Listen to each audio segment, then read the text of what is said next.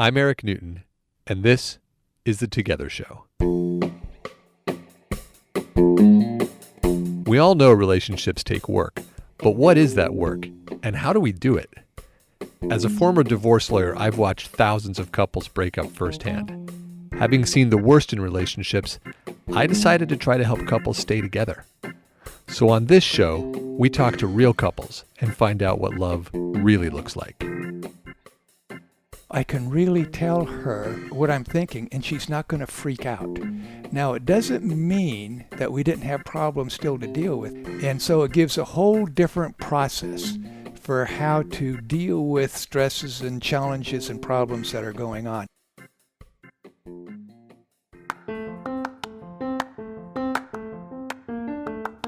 Welcome to the show, everyone. Thanks for joining. In our ongoing quest to iterate ourselves into the ideal format for this show, we're releasing only 2 episodes this week, and they're related to one another. The first episode is part of an interview with a very famous therapist couple, Doctors Ellyn Bader and Dr. Pearson. Not only have they published multiple books and academic papers on the field of couples therapy, but they're actually married to one another, and they have a child. And just like every other human couple in history, they face challenges. Now, what these two have done is they've taken their challenges and transformed them into an entire field of psychotherapy that we now refer to as the developmental model of couples therapy. And in addition to that, of course, they're widely regarded as 2 of the very finest couples therapists alive. So we're very lucky to have them on the show. And the second interview, which we'll release on Thursday, is with another fascinating couple, Molly and Jason. Now, the thing about Molly and Jason is that from the outside, their life looks ideal. And in fact, they are quite happy today. But privately on the inside, these 2 have faced conflict in their relationship that was quite extreme. And at the time that they were going through this deep conflict, it felt quite hopeless. But they survived it. And they survived it on pure, dogged instinct and grit. Now, I'll tell you more about Molly and Jason on Thursday during their episode. But the reason that we're putting these 2 shows together is that Doctors Ellyn and Peter first set the context about the importance of facing challenges head-on during marriage. And then Molly and Jason illustrate that example in a very real and honest way. So we hope you enjoy these 2 episodes together. And with that, let's go to our interview with Doctors Dr. Pearson and Ellyn Bader.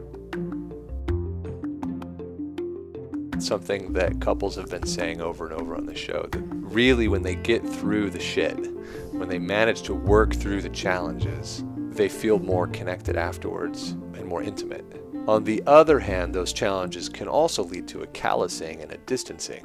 What do you 2 think is the difference between going down one path versus the other?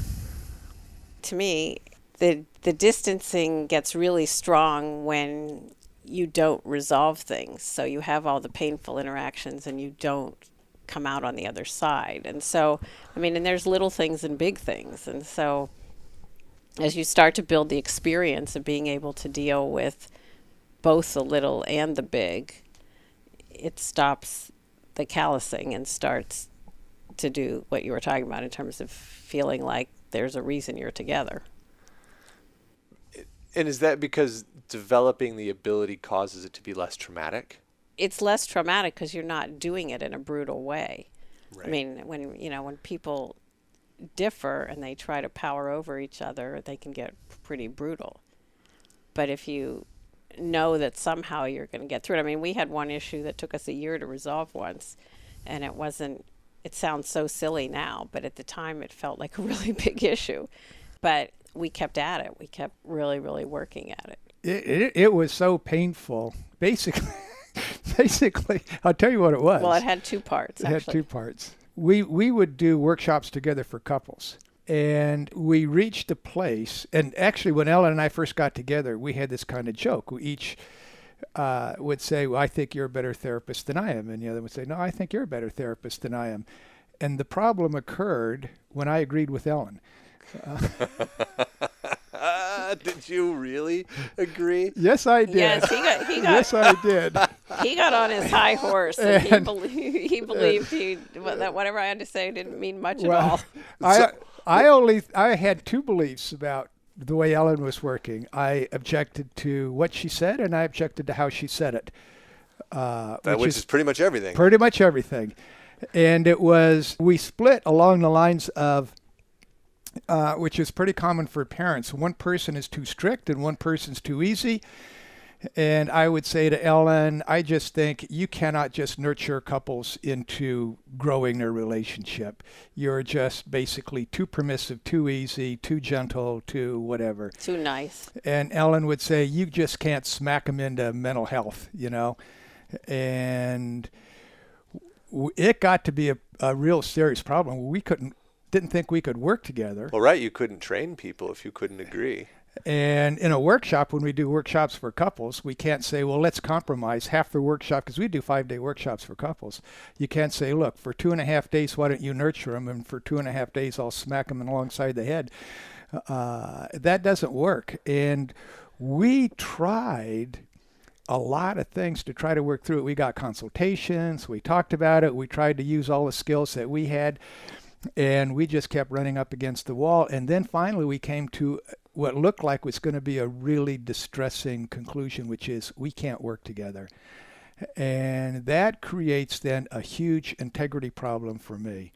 If I say I can't work with Ellyn, and I'm trying to encourage couples to stay together, to work through tough things and come out on the other side better, and I can't do it myself, a huge integrity problem.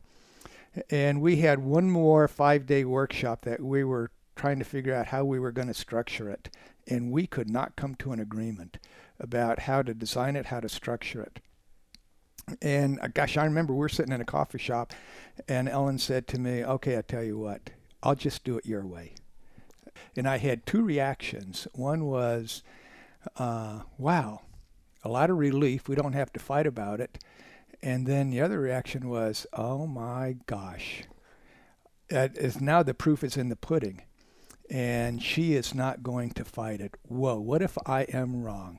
So we were doing the workshop, and we'd meet during the day with couples, and at night we'd bring therapists to, help facilitate. And then at night we'd talk to the therapists about how things are going.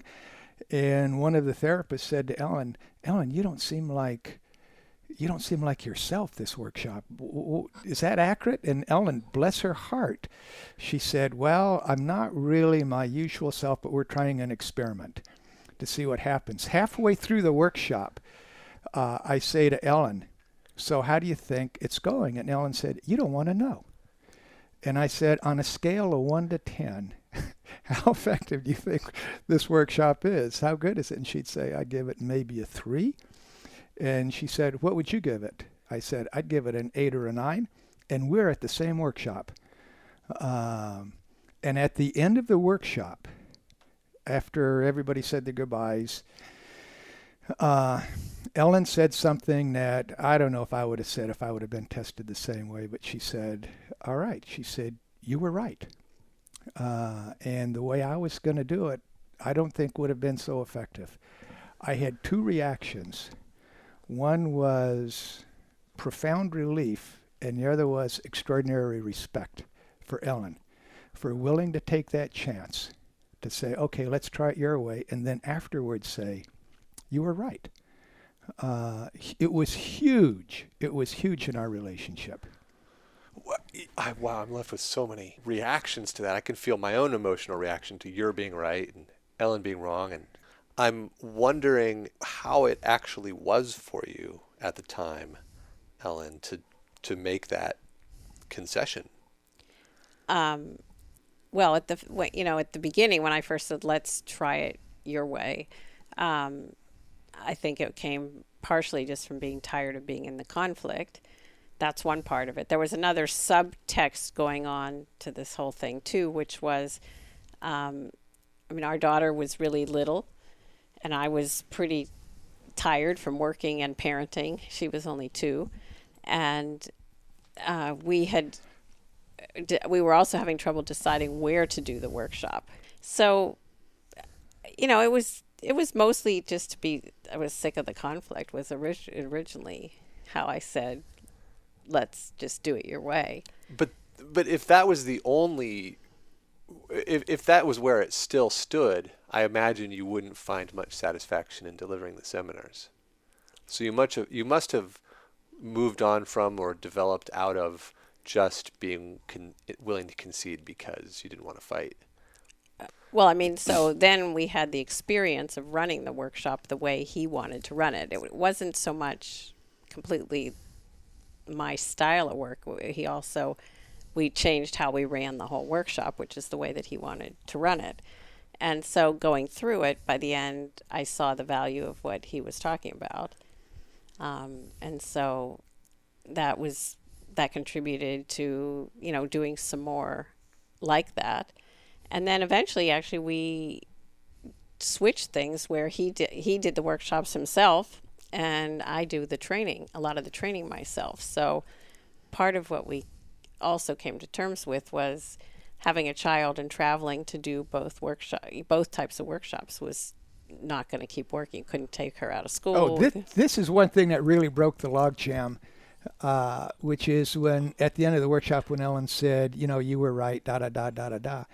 And I had this profound respect. And then I asked Ellyn, I said, so what would you have done differently? And this time I wanted to know versus just defend that is myself. That is such an important distinction. Yeah.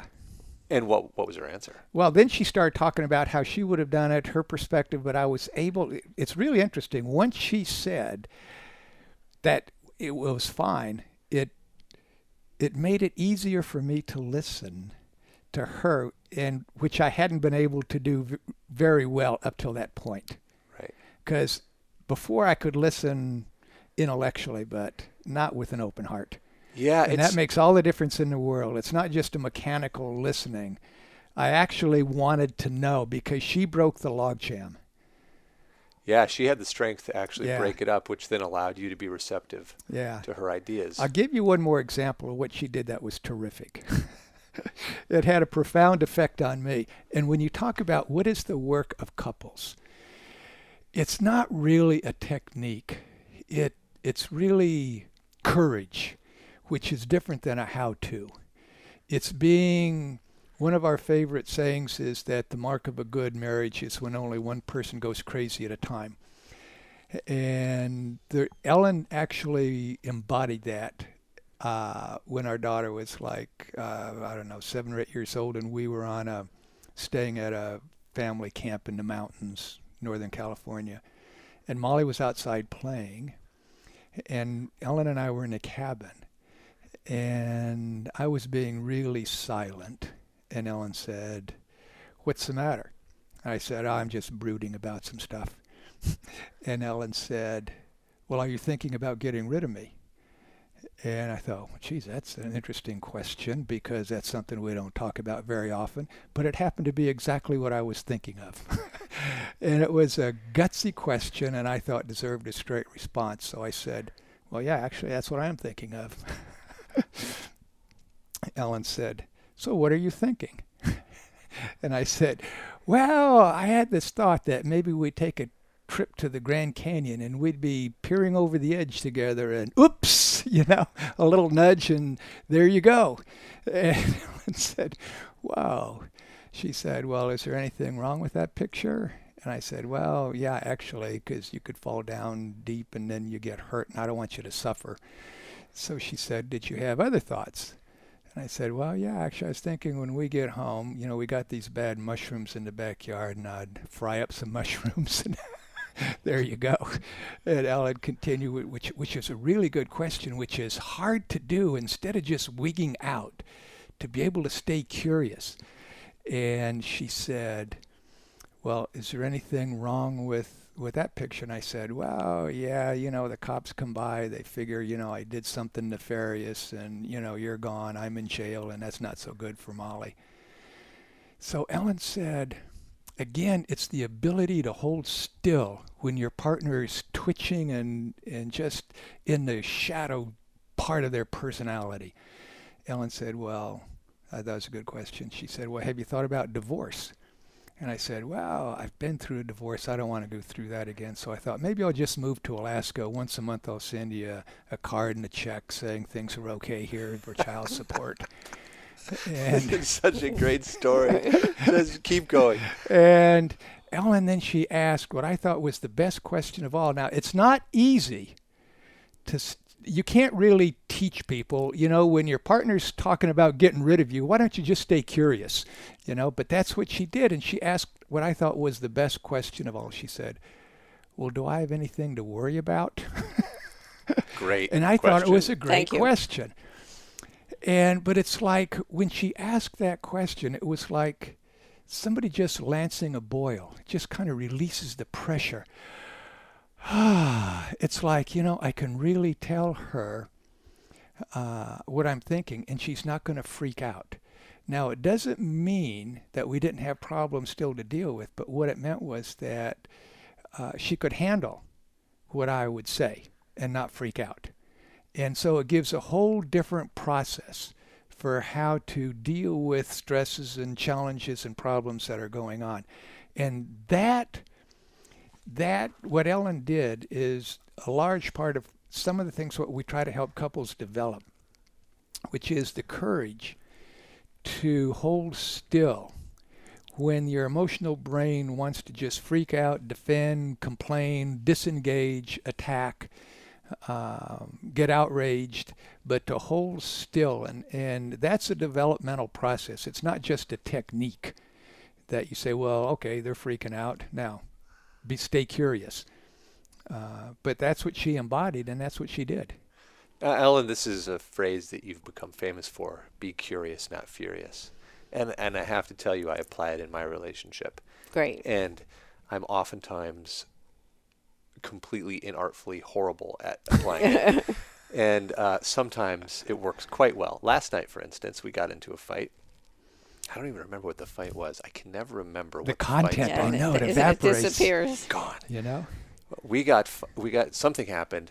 Aubrey started to get angry, which always triggers my withdrawal. I just want to run. As soon as she starts to get even the tiniest bit angry, Wow. I just don't have capacity. So I start to run away. And I thought, wait a minute. wait a minute. I'm going to be curious right You now. actually had that thought. I did, because I've been trying to practice it. I have to remind myself that, and one of the guests on our show last week talked about how she's able to just allow her husband to be angry as he wants. He can tip over furniture, he can hit walls, he can just be as angry as he wants to be, and it doesn't make her scared for her safety. So she just allows it to process through, and then once it's passed, she stops and tries to understand where it came from. Let me just make a quick sidebar comment about that. Yeah. She had in that relationship something really is important, which is she is not afraid the anger is going to be directed at her physically. Right. When you really believe that the core of your partner is not to do you physical damage, you can allow that kind of anger. Yeah. Well, that makes me want to go down the path of what kind of damage can be done that's not physical. Because Well, it there's can. also Yeah, of course it can. emotional Of course damage. it can. But I Of wanna course, hear what yeah, you- Yeah, let's- go ahead let's with yours, bookmark but I it. just wanted to do that quick PS Yeah. while you're talking about what you just said. Yeah, okay. So we'll come back to that. Yeah. Okay, so we're in the midst of the fight. And my instinct is to run. And I remember be curious, not furious. And I remember this guest who'd been on the show. And I stopped. I took some breaths. I calmed down my lizard brain. And really, really engaged with Aubrey. I looked her in the eyes. I listened to her as fully as I could. I noticed when my snarky responses would start to sneak out in little facial expressions, and I would let them soften. My tone of voice calmed. Wow. And I listened, and I listened to her have her anger, and it escalated. Her anger did escalate for a few minutes, but then it peaked at a fairly low level, and it started to decline slowly, and her voice became calmer and more soothing, and she got through with everything that she needed to say. And then I had something to say, which triggered us again. Mm-hmm. And then since it wasn't her who was angry at that point, I could walk away without making her feel abandoned. Wow. Gather myself. Wow. And then I came back and apologized and told her I love her. And she punched me in the arm and said, I was going to apologize first this time. and so we kissed and made up, and we had a great night. But it really all stemmed from that Be concept. curious, not furious. Yeah, yeah. Wow. That's not easy for people who tend to avoid conflict, is to hang around and not only allow, but sometimes even encourage their partner to, I can take what you want to say. I can handle it. It seems like real genius to me, what you're saying and what this, and I'd heard the theory of what you were, I've read this and I've heard you talk about it before, Ellyn, so I'd known about it, but having this guest of mine talk about her ability to soak up any of her husband's anger, as long as it wasn't, as you said, directed or physically. Yeah, I actually was stopped in my tracks in the middle of the interview, and I was so profoundly moved by it, I decided I absolutely needed to take it back to our relationship. So wow, cool. Really, really cool. Yeah. So, well, let's go back to that question. Since it's so poignant, there is something called emotional abuse. Yeah, and right. that's different from just an expression of anger. Right. So let's start there. What do you think is the difference between emotional abuse and anger? I'll give you one example again of our relationship. There's a part of Ellyn historically which she thought it was hard for her to express her anger directly. And I want to hear when she's mad. I really want to hear it. One time we were having a discussion, and I knew how you know somebody's sitting on something but they're not saying it. And totally, definitely. So Ellyn was, you could tell the contortions, all the nonverbal contortions, and I said, "Geez, just spit it out. What the hell are you really thinking?" And she said, "All right, I think you're just really being an ass." And I said, "That's it? That's it?" She said, "Yeah, I think you're really being an ass." My reaction at the core was, "Well, thank you for telling me. Now I know what the hell's going on." Yeah. When I understand what's going on, I can deal with it. And Ellyn thinks, well, that's not very polite. That's just not very polite. And That's what I used to think. Yeah, that's what she used to think. Well, and what was the problem with being impolite?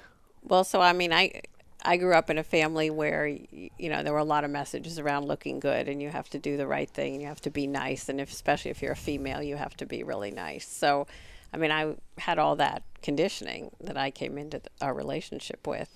And also, when I was young, if my sister and I would get into a fight, my father would always say, you each go to your room and don't come out until you can be nice. So it also meant that if I was being mean, nasty, angry, whatever, that you'd be banished. So I had to overcome that sense of, okay, I can be direct with you about what I'm angry about, and it's not going to result in you withdrawing, pulling away, disengaging. So we can keep the contact even when I'm angry. Well, I really like the growth that you experienced in your relationship with Peter around the question, but now I'm wondering, was that unhealthy parenting? Would you parent differently with regards to those issues? Well, I'm not parenting him. Right, no, but because you said with that, our daughter? Yeah, with what happened with your father. Oh yeah, I would do it very differently. What's the difference? If I could wish backwards and have, again, he was a great father in many ways, but what I would have liked him to do was say, I'm just going to sit here and you two work it out. I want to see the two of you work it out. And you can be mad, but I want to see you work it out. And that would have been completely different than, because the way it was left was never resolved, and we just had to go calm down and then be nice. And right, and forcing you is probably strong, but allowing you to work it out both teaches you the skill and shows that it's acceptable to have a range of experiences and emotions as a person.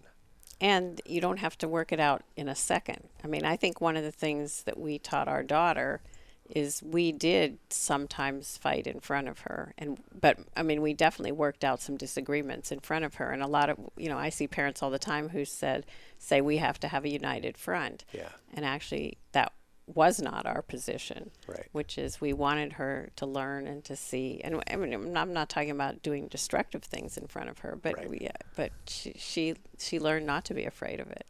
So this was all an example of an appropriate way to express a strong emotion or anger or upset. And then what's an example of emotional abuse? A lot of character assassination. A lot of people have kind of an instinct of what they can say that will really hurt their partner, and they don't censor it.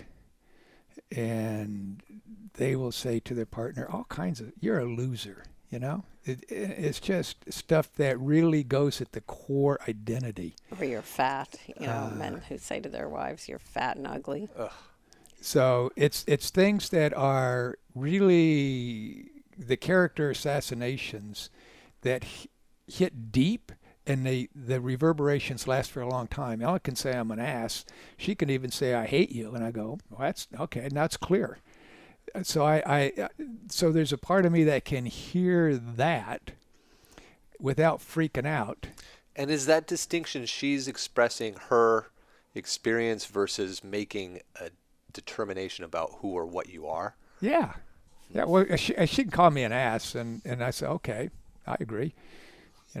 It's like we don't fight about stuff we disagree. We fight because we agree with what the partner's saying, and that's why it hurts. If somebody really doesn't believe they're a loser and their partner calls them a loser, It'll roll off. It'll roll off a lot faster. But if you really down deep think you're a loser and your partner calls you a loser, you carry that one. Yeah. Because you agree, not because you disagree, but because you agree. Right. And that's what stings. Right. That's what makes the abuse hurt even more. And that's abuse. Yeah. Another great big example of abuse is when somebody lies to their partner, the partner catches it, confronts them, and they say, "You're crazy." That becomes incredibly abusive over time. Because it's not acknowledging a truth that person experienced. And so Right. then they question their own This happens reality. with every affair. A person lies about it. There's lying about something with affairs. Yeah. And when they're confronted, they say, "No, that's not true. Yeah. It's not true." And that when you start challenging, it's disorienting. The person questions the person who's saying to their partner, "You're doing X." "No, I'm not." You begin to question your reality, and that's a very emotionally unstable place to be. Right. And now, when people are in the role of abuser, are they always aware of it? I think what makes it abuse is that they don't care. I don't know how aware they are, but if they are, if they think they're being abusive, they don't care if they're being abusive. And I think that's what makes it even more abusive, is because they don't care. The compassion is totally gone. They just don't care. I am saying what I say to you, and if you hurt, fine. I don't care because you hurt me. And at that level, it's really, it's bad. So then flipping that answer, does that mean that if one partner struck the other in a fit of anger, but then felt really bad about it, that would not be abuse? No, it's abuse. Okay, now let me unwind this conversation back to where we were a few minutes ago talking about curious, not furious. I wonder, does it take a healthy foundation, a healthy emotional, psychological foundation to be able to be curious, not furious? I mean, do you need to do some work before you can even get to the point where you can do that? So I mean, yes. I mean, the healthier somebody is, the easier they learn to do that. But I think everybody who gets into a relationship at the beginning tends to take personally what their partner says or does. And to be able to really be curious, you have to step back, not take it on, not take it personally, and be able to ask about the other person's reality. And that's a learned capacity through experience, through doing it. It's something I work with couples in therapy all the time, is how do you just take that deep breath, step back, and when you have the experience enough times that the curiosity helps you, it goes somewhere, you begin to be able to do it more and more. And are you pretty much applying it all the time? You mean at home? Yeah. Sorry. Well, that's why I'm so glad you're both here. So, I mean, is this just sort of a constant background application running, if you will? So I would say yes and no. I mean, when I'm at my best self, I can do it, and I can do it really well when I'm at my best self. And when I'm not at my best self, I can fly out the window. Yeah, yeah. And Peter, along those lines, you were saying that if she says to you, well, you're just an ass, that's actually okay for you. Totally. I mean, I don't like that I'm being categorized as an ass, but what makes it okay is the clarity. What makes it okay is the clarity. If it's clear, I believe I can deal with it, or we can deal with it. It's harder than all get out when somebody is, how do I say it? When in a relationship, if people have unspoken and unfulfilled wishes and expectations, they're like little resentment eggs that will eventually hatch. And I'd rather know about that sooner than later. Well, that makes perfect sense, but that seems distinct from a criticism. I mean, I really understand the value of criticism, but I also know in my own relationship, Aubrey and I get really triggered when the other is critical of us, of one of us. See, I don't think calling him an ass is exactly a criticism. It could be like calling you a scarecrow or something. I mean, you don't have all these associations, really. If you say to somebody, I think you're stupid. Yeah. I mean, there's not too many people who wouldn't hear that as a criticism, right? Right. But calling somebody an ass is not something you say all the time, or it's not quite the same as it's a little bit like, it's actually, sometimes he can be so stubborn and so provocative, both together. And it has been a giant relief to me to be able to say to him, I hate you. Now, he knows that in the greater scheme of things, I don't hate him. But in that moment, I hate him. Yeah. Because I'm in this bind of being, a combination of being provoked and he's being stubborn. And so you need some way in those situations to have an outlet for the emotion that's not going to be destructive. It's such an important distinction. Of course you do. So are you essentially saying that since you're human beings in a relationship, you're just going to be furious at one another sometimes and really kind of hate each other at times? And Yes. The answer is yes. Okay, so you're going to go there. So the question isn't, how can I avoid going there? Right. The question is, what does it mean about you? And you're saying it doesn't mean anything about you. It's a passing experience, and you got to let it be from both ends, because eventually you'll move through it and you'll remember the long term. Well, I know she's not. She could say she hates me, and I know she's not going to leave. I bet a lot of new couples are wondering, how do they know that? Well, that's one of the advantages of being together for a long time. Well, but if that's the only reason you guys are, No. that's the answer. No, but you have, I mean, part of it is you do have the experience of going through. He's heard me say I hate you now sometimes, and I haven't left. And I haven't even threatened to leave. I think that's probably a big difference, too. Is in between, she doesn't say, oh, I'm thinking of leaving. I'm thinking about getting rid of you. Right. So that's not a discussion we have in between those episodes when I can be provocative or stubborn. Or both at the same time. Both at the same time. Which is to say an ass. Which is to say an ass. Yeah. For me, it clears the air. And what do you do but you must get triggered by it sometimes. So what do you do? Not that. You don't get triggered by any criticism? Oh, yeah. I mean, if I say he's lazy, that'll trigger him. And that's just because that's a fear that you have. No, it's the truth. Then why does that trigger you and the ass doesn't if they're both true? Well, because I'd like to think that I'm not lazy, but the reality. You don't think you're an ass, but you do think you don't think your basic personality all the time is that you're an ass. No. But you work with yourself around laziness. A part of me is lazy, but I fight it. And you don't fight being an ass? No. I'm okay with being an ass. It's easier for me to be an ass than to say I'm lazy. Yeah. I think that's got to be some of the confidence that comes with experience and age. Benjamin Disraeli had a great quote, which he says, the English philosopher said, "It destroys one's nerves to be amiable to the same person every day." And that's just human nature. You can't live with one person every day without them getting on your nerves. It can't happen. So now, can we deal with it? Yeah. Otherwise, you go into these plastic, totally conflict, when both people are high conflict avoiders. They will enter therapy for two reasons. One is because either their kids are in trouble and they don't know what to do with it, or they come into therapy because there's no passion in their relationship. And sometimes I think fighting couples, there's a lot of passion because there's the energy there to fight. So there's a lot of passion, but there's no compassion.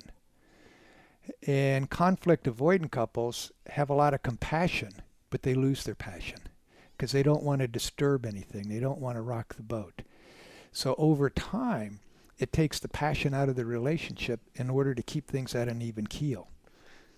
And are you teaching them how to fight effectively? It takes fighting effectively. It's a great term, but when you learn to fight, you don't do it effectively. It's messy. It's all over the place. You take a risk. You're not thinking clearly, but you live through it, and you learn how to talk about your stuff differently. But I don't think you can bring, when two people are high conflict avoiders, you cannot help them become passionate in their marriage without having messy fights. But that's what they want. They want to have passion without doing anything that would upset or disrupt their partner. And it ain't going to happen. Right. So there's no way to start. They want to learn how to fair fight, how to fight without it being messy, how to have neat fights, without either one of them getting too disturbed. No. That doesn't happen. It doesn't happen. Man, that's hard medicine and good medicine. It's hard medicine. That's a good way of putting it. It's hard medicine. What are the ground rules then? That's an interesting statement. People come in and they say, "What are the ground rules for fighting?" And we can write them out in the office, and they will both agree, yeah, these are good ground rules. And you know what? As soon as one person gets triggered, they don't remember the ground rules. However, I do think that one of the things that happens for couples in therapy, it happens sometimes for people just as they mature, is that you do begin to set internal limits on yourself, and you do set limits on what you'll say or what you'll do or how you'll hurt the other person. And so the fighting does come in more and more fair boundaries. It does. It evolves, but they want to learn. It's the equivalent of saying, "I want to learn how to ski without falling down." Right. Yeah, you've got to fall down. You've got to fall down. And you've got to have confidence that when you fall, you know how to fall without, breaking a rib. Well, okay. All right. So one answer is, as you learn to ski, you'll hurt yourself less. Yes. Okay. I get that. Yeah. But you guys do have a foundational principle that you're operating from when you fight, it seems to me, which is, well, we're not leaving each other. We're just fighting. That's a good distinction. That seems like that's probably a tough one to get to. It is. You got to have some fights to survive to get through to know you can fight without threatening to leave. Yeah. Well, you also, to me, one of the real big differences in marriages that work and those that don't is if there's enough attraction, two people are going to be different. You're not as attracted to people who are just like you as you are to people who have significant differences from you. And so you have to learn how to work out some of those differences. And as you work more and more of them out and you have a foundation of working them out, then the other person isn't going to leave. You wouldn't want to go through all that work with another person. You wouldn't want to start over. Right. Most people do not want to get married to a personality clone of themselves. Though they might not know that. Well, actually, when I ask them that, when I ask couples in the office, would you like to be married to a personality clone of yourself? They go, huh? And then most people say, no. and I'll say, why? And they will say, either there's going to be too much conflict, nothing will get done, or it'll be boring. That's it for our show with Drs. Peter Pearson and Ellyn Bader. Thanks for listening. If you'd like to learn more about these two, or if you're looking for a referral to a couples therapist, you can find them on their website at couplesinstitute.com. That's COUPLES institute.com. If you enjoyed this episode, please subscribe to us on iTunes. It makes a big difference for us. If you have any questions or comments, or if you'd like to be on the show, please reach out via one of our platforms. You can find our website at www.together.guide. Our Facebook page is Facebook.com/TogetherShow. Twitter and Instagram are both Together_show, or you can email me at host@together.guide. Our producer is Charlene Goto. Our web designer is Courtney Munna. Our art director and the love of my life is Aubrey Pick. I can't wait to see you tonight, honey. Thanks once again to our guests, Peter and Ellyn. Guys, it is such an honor to talk to you. Thanks for being on the show. I had an absolute blast coming to your office. Be sure to tune in for next episode, in which you will hear. And I saw red flags, but it was one of those, like, I couldn't stay in, I couldn't get out. But that was kind of my MO in relationships. Like, I was in a perpetual state of limbo. That's all for today, folks. See you next time.